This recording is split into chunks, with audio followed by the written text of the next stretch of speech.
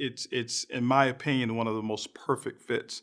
And when I think about it, we never planned it. We never really looked to seek out Greg Norman, or we never looked to. I actually seeked you out.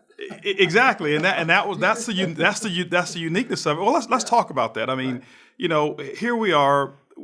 We have Greg Norman, the person, and I've had a chance now to get to know you and some of your family now as the person, and many know you as Greg Norman, the phenomenon, the shark. But I know how good you are as a fisherman. Exactly, right.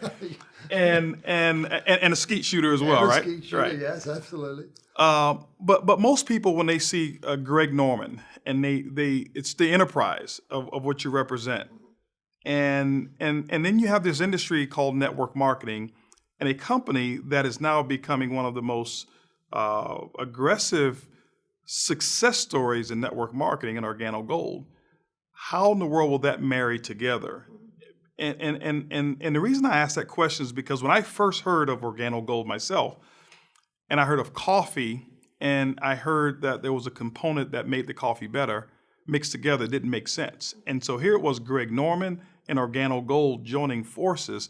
Why would someone such as Greg Norman, yourself, someone who is as successful as you are, and I know you're still on the way there in your own mind, but someone who's as accomplished as you are, someone who has been there and has so many different avenues to create whatever it is that you want.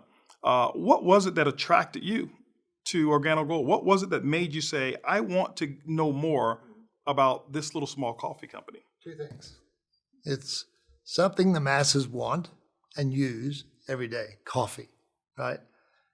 Everybody, I shouldn't say everybody drinks coffee, but there's millions and billions of cups of coffee drunk on a daily basis. So the consumer wants it, right? Number one. Number two, the business model.